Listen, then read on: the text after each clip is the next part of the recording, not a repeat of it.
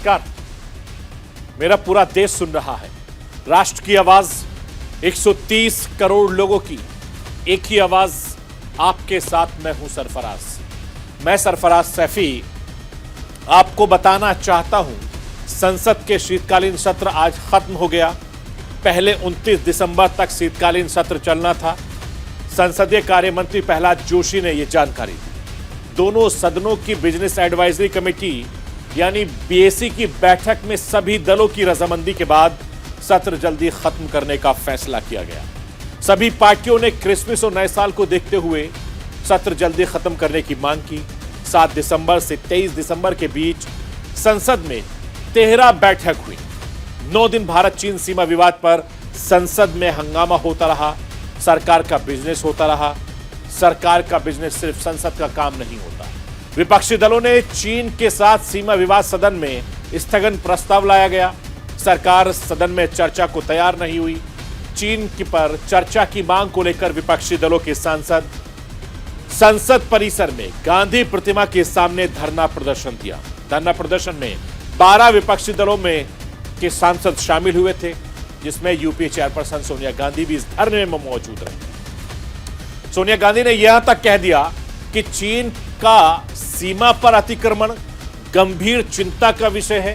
सरकार अपनी जिद पर अड़ी है और संसद में चीन के अतिक्रमण पर चर्चा नहीं करवा रही है। सोनिया गांधी ने सरकार से जवाब मांगा।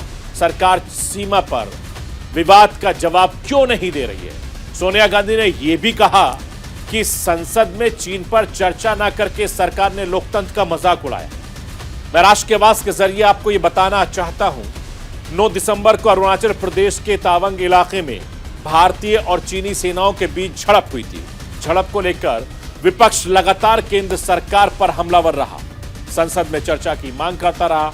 रक्षा मंत्री राजनाथ सिंह ने एक बार फिर संसद में सीमा विवाद पर बयान दिया। सरकार ने चीन के बाद सीमा विवाद के गंभीर मुद्दे पर चर्चा नहीं की।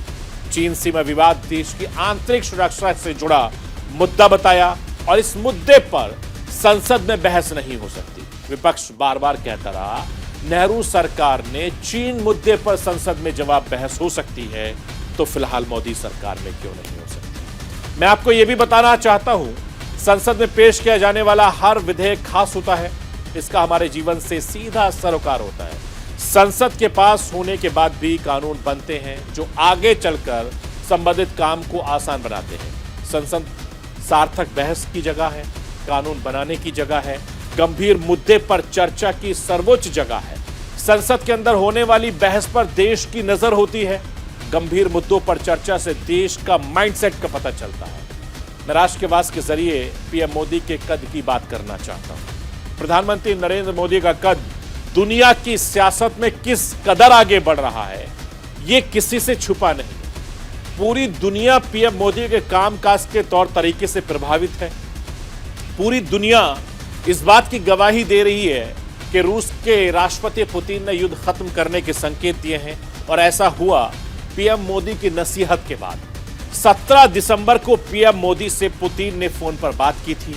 उसके बाद जिस तरह के संकेत पुतिन दे रहे हैं, उससे पूरी दुनिया को पता चल गया कि आज के दौर में ब्रांड मोदी कितना चमक रहा है। मैं अपने हिंदुस्तान के कोने कोने की आवाज को दिल्ली तक पहुंचाता हूं। दिल्ली की आवाज को देश के कोने कोने तक पहुंचाता हूं। नेताओं की आवाज को मैं आम लोगों तक पहुंचाता हूं। आम लोगों की आवाज को मैं अपने देश के हुक्मरानों तक पहुंचाता हूं। आपकी आवाज से मिलती है मेरी आवाज और बन जाती है राष्ट्र की आवाज।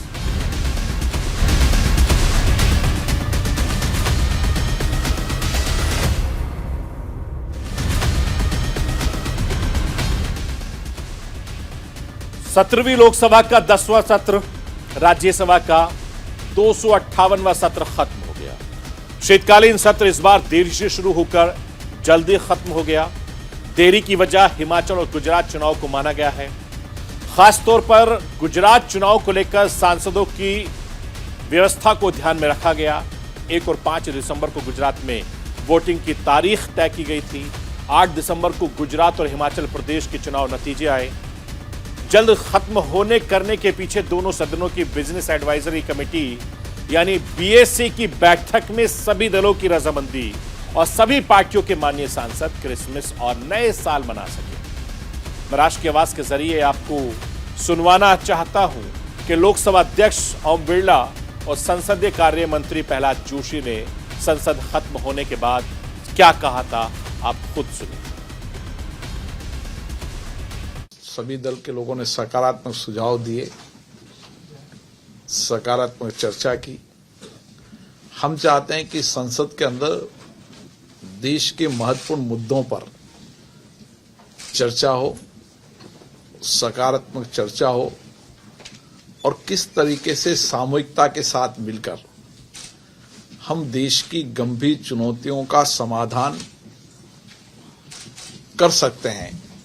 इसलिए देश की 130 करोड़ जनता का प्रतिनिधित्व करने वाली ये संसद के अंदर जनता की अपेक्षाएं, आकांक्षाएं, समाज में फैली बुराइयों को समाप्त करने के लिए सामूहिक संकल्प और जिस तरीके से ऐसी बुराइयों के खिलाफ संसद ने सामूहिक संकल्प लिया है, आने वाले समय के अंदर देश की सभी लोकतांत्रिक संस्थाओं में ऐसे विषयों पर चर्चा हो, संवाद हो और सामूहिक संकल्प हो, ताकि हम जनजागरण के माध्यम से समाज के अंदर मादक द्रव्यों और अन्य बुराइयों को समाप्त करने के लिए सामूहिकता के संकल्प के साथ काम कर सकें। क्रिसमस 25 है, 24 सैटरडे है, 25 संडे है और 26 हम काम कर सकते हैं। जब भी किस त्यौहार होता है तो एक दिन का छुट्टी रहता है, मैक्सिमम 2 दिन का छुट्टी रहता है। उस टाइम भी मैंने कहा था, but since everybody insisted, I am not telling that only one party insisted, everybody insisted and we have also agreed. I am not trying to blame any party for that matter. हाँ, Christmas और new year का है, इसीलिए normally 23rd के अंदर 23 के अंदर ख़त्म करते हैं विंटर सेशन। इस बार भी ख़त्म करना यही डिमांड था। ये लास्ट टाइम भी बीएससी में और पर्सनली आके स्पीकर साहब को हमको कहा था, हमने मान लिया था, इसलिए इस बार हमने बीएससी बुला के उसको मिनिटाइज करा दिया है। मैं राष्ट्र की आवाज के जरिए आपको ये बताना चाहता हूं, साल में 3 बार संसद सत्र आयोजित किया जाता है। शुरुआत बजट सत्र से होती है, जो साल की शुरुआत में होता है। बजट सत्र सबसे लंबे वक्त चलता है। इसके बाद जुलाई अगस्त महीने में मानसून सत्र का आयोजन होता है और सबसे आखिर में शीतकालीन सत्र यानी विंटर सेशन का आयोजन होता है। और परंपरा यही रही है संसद की कि शीतकालीन सत्र नवंबर के तीसरे हफ्ते से शुरू होता है। इस दौरान करीब 20 बैठक होती हैं। ऐसा भी नहीं है कि शीतकालीन सत्र का आयोजन दिसंबर में पहली बार किया गया है। इससे पहले साल 2017, साल 2018 में शीतकालीन सत्र दिसंबर में आयोजित किया गया था। इस बार 7 से 23 दिसंबर तक संसद शीतकालीन सत्र चला। इस दौरान 13 बैठकें हुई, जिनमें से 9 दिन चीन सीमा विवाद पर विपक्ष की चर्चा मांग करती है, मगर सरकार ने एक बार फिर दोनों को समझाना पड़ा। मैं आपको यह भी बताना चाहता हूं कि संसद की कार्रवाई में कितना खर्चा होता है। आप सोचिए, अंदाजा लगाइए। संसद की कार्रवाई में 1 मिनट का खर्च 2.5 लाख रुपए होता है। 1 घंटे की कार्रवाई में लगभग 1.5 करोड़ रुपए का खर्च होता है। इसमें सांसदों के वेतन, भत्ते, आवास सुविधाएं शामिल हैं, सचिवालय का खर्च भी शामिल है, कर्मचारियों का वेतन भी शामिल है।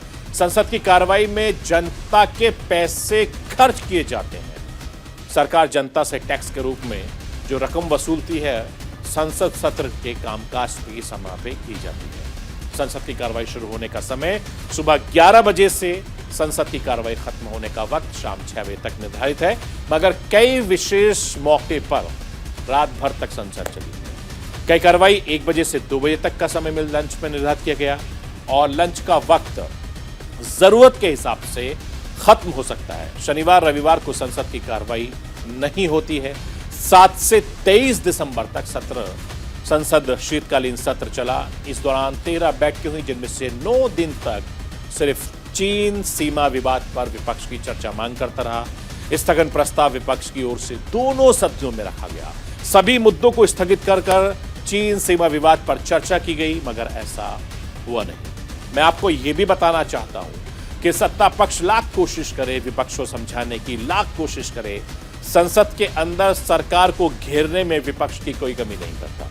संसद के अंदर होने वाली बहस का खास महत्व होता है। संसद के अंदर होने वाली बहस पर देश की नजर होती है। देश के गंभीर मुद्दों पर चर्चा से देश का माइंडसेट का पता चलता है। विधेयकों के पास होने वाली चर्चा से कमी और खूबी दोनों का पता चलता है। मैं आपको यह भी बताना चाहता हूं, संसद सार्थक बहस की जगह है, संसद कानून बनाने की जगह है, संसद गंभीर मुद्दे पर चर्चा की सर्वोच्च जगह है। संसद लोकतंत्र का महत्वपूर्ण प्रतीक और संवैधानिक केंद्रीय तत्व है। संसद लोकतंत्र के सिद्धांत, भारतीय जनता की आस्था का प्रतीक है। निर्णय प्रक्रिया में जनता की हिस्सेदारी और सहमति पर आधारित शासन भी। संसद में पेश किए जाने वाला हर विधेयक बहुत खास होता है। इसका हमारे जीवन से सीधा सरोकार होता है, सीधा असर होता है। संसद में पास होने के बाद से ही कानून बनते हैं जो आगे चलकर संबंधित कामकाज को आसान बनाते हैं। विधेयकों से जुड़े कई ऐसे मसले हैं जिनमें विपक्ष सुधार की मांग करता है, बहस होती है, सहमति होने पर विधेयक पास होते हैं। इसके अलावा कई दूसरे मुद्दों पर भी विपक्ष सरकार को घेरने का काम करती है। इस सत्र में विपक्षी दलों ने चीन के साथ सीमा विवाद, महंगाई, बेरोजगारी, कैल्शियम के मुद्दे पर सरकार से चर्चा करने की योजना बनाई थी। इस शीतकालीन सत्र में राहुल गांधी समेत कई वरिष्ठ कांग्रेस के नेता और दूसरी पार्टी के नेता नहीं पहुंचे। सभी नेता कांग्रेस की भारत जोड़ो यात्रा में मौजूद रहे। संसद के सत्र में राहुल गांधी की भारत जोड़ो यात्रा जारी रही और यही वजह कि राहुल गांधी के संसद नहीं पहुंचे थे। कांग्रेस अध्यक्ष मल्लिकार्जुन खड़गे संसद में मोर्चा संभालते नजर आए। सभी विपक्षी दलों के साथ बैठक करके चीन सीमा विवाद पर सरकार को घेरने में नजर आए। कांग्रेस की तरफ से 16 मुद्दों पर आधार पर सरकार को घेरने की तैयारी भी की गई थी। लेकिन इस बार का शीतकालीन सत्र बेहद खास रहा। इस बार राज्यसभा की कमान जगदीप धनखड़ के हाथों में रही। इस बार पहली बार उपराष्ट्रपति जगदीप धनखड़ ने राज्यसभा अध्यक्ष के रूप में अपना कार्यकाल शुरू किया है। प्रधानमंत्री मोदी ने इस खास मौके पर उपराष्ट्रपति को बधाई दी। पीएम मोदी ने कहा कि उपराष्ट्रपति किसान पुत्र हैं, उन्होंने सैनिक स्कूल में पढ़ाई की।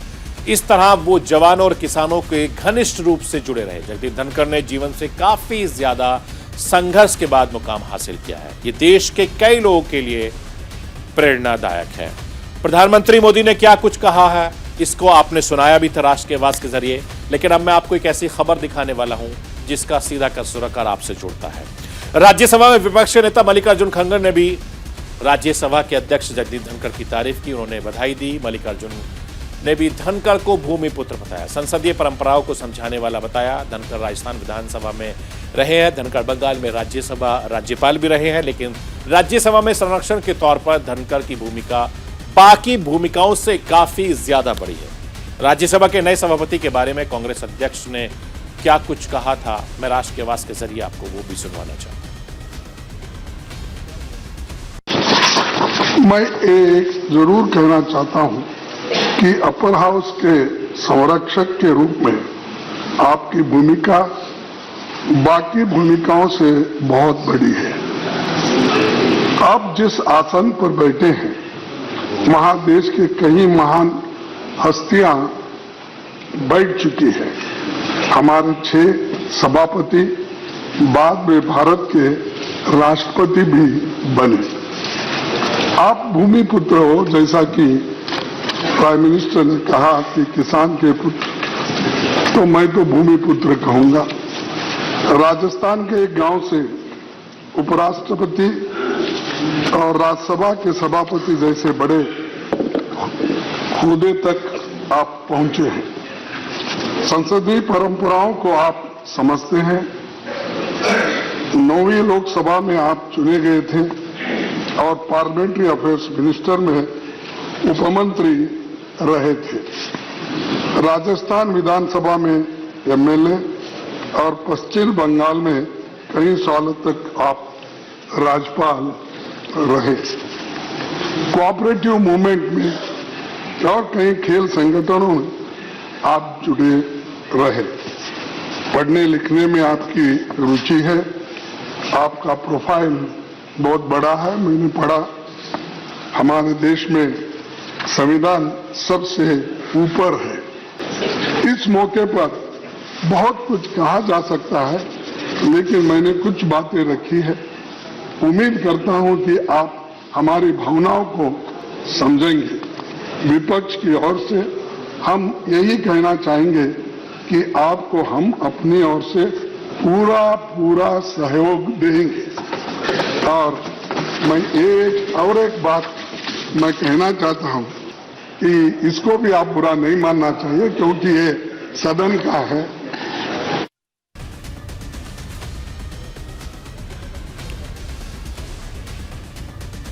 10 महीने से चल रहे रूस यूक्रेन युद्ध जल्द खत्म हो सकता है, यानी भारत की शांति पहले वाली कोशिश कामयाब होने जा रही है। जब से रूस यूक्रेन युद्ध शुरू हुआ है, तब से ही भारत बातचीत के बाद सुलझाने की नसीहत दे रहा है। अब यह बात रूस के राष्ट्रपति पुतिन की समझ में भी आ गई है। पिछले हफ्ते पुतिन ने प्रधानमंत्री मोदी से फोन पर बातचीत की थी और अब युद्ध खत्म करने के संकेत कुछ बयां कर रहे हैं। अमेरिकी खुफिया एजेंसी CIA ने और उनके प्रमुख ने पीएम मोदी के दुनिया में बढ़ते कद की गवाही दे रहे हैं और जो बातचीत हो रही है उस बात की तस्दीक हो रही है कि रूस यूक्रेन युद्ध अब जल्दी खत्म हो सकता है, जिससे भारत का कद और तेजी से दुनिया में बढ़ेगा।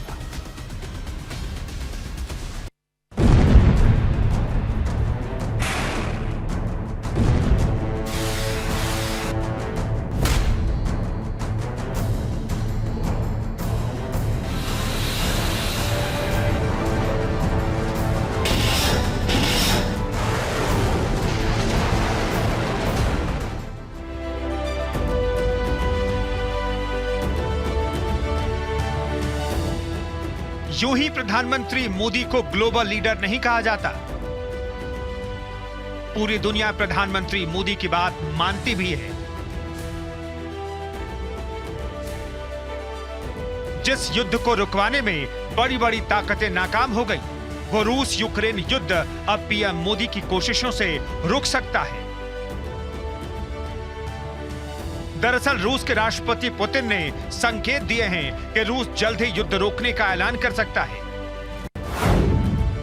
मैं युद्ध को खत्म करना चाहता हूं। युद्ध कूटनीति के जरिए खत्म होना चाहिए। यूक्रेन से युद्ध ही नहीं, बाकी के सभी हिंसक टकराव भी बातचीत के जरिए खत्म होने चाहिए। युद्ध खत्म होने के बाद यूक्रेन में शांति स्थापित करने के लिए प्रयास किए जाएंगे। वहां पर जितनी जल्दी शांति स्थापित हो जाएगी, उतना ही अच्छा रहेगा। दुश्मनी बढ़ने से नुकसान होता है और इसलिए रूस यूक्रेन से बातचीत के लिए तैयार है। रूस के राष्ट्रपति का यह बयान पीएम मोदी से फोन पर बात के ठीक 6 दिन बाद आया है। 17 दिसंबर को पुतिन ने पीएम मोदी से फोन पर बात की थी, जिसके बाद अब पुतिन का युद्ध रोकने वाला बयान बहुत मायने रखता है। भारत शुरुआत से ही युद्ध को दुनिया के लिए खतरनाक बता रहा है और बातचीत के जरिए विवाद सुलझाने की हिदायत दे रहा है। लेकिन कहते हैं ना, जब जागो तभी सवेरा। 10 महीने बाद ही सही पुतिन को भारत का शांति संदेश समझ आ गया है।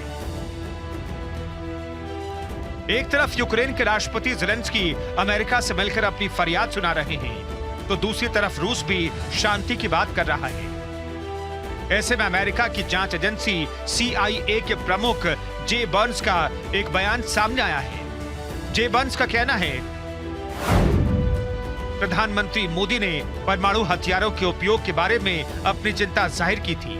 मुझे लगता है इसका रूस पर भी प्रभाव पड़ रहा है और शायद इसी वजह से अब तक रूस यूक्रेन में परमाणु हथियारों का इस्तेमाल नहीं हुआ।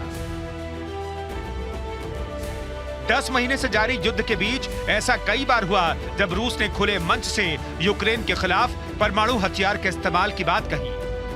लेकिन जब जब रूस ने ऐसा कहा, तब तब भारत ने रूस को समझाया और परमाणु हथियारों के इस्तेमाल न करने की बात कही। यूक्रेन के खिलाफ जारी युद्ध के बीच रूसी राष्ट्रपति पुतिन प्रधानमंत्री मोदी से 5 बार फोन पर बात कर चुके हैं और हर बार भारत ने बातचीत के जरिए विवाद सुलझाने की सलाह दी है। रूस के युद्ध रोकने के संकेत और अमेरिकी खुफिया एजेंसी के प्रमुख का बयान इस बात का सबूत है कि पीएम मोदी की शांति की नसीहत का पुतिन पर गहरा असर हुआ है। तभी तो अब तक तनकर खड़े रहने वाले पुतिन शांति की बात कर रहे हैं। यानी अपने दोस्त प्रधानमंत्री मोदी की बात न केवल समझ रहे हैं, उस पर अमल भी कर रहे हैं। भारत शांति का पक्षधर है, ये बात तो पूरी दुनिया जानती है, लेकिन भारत की यही सोच पूरी दुनिया के लिए भी है। ये बात प्रधानमंत्री मोदी ने एक बार फिर पूरी दुनिया को बता दी है। Bureau report, news India. तो ये थी राष्ट्र की आवाज। बाकी खबरों के लिए आप बने रहिए न्यूज इंडिया के साथ। सोमवार रात 9 बजे फिर होगी आपसे मुलाकात।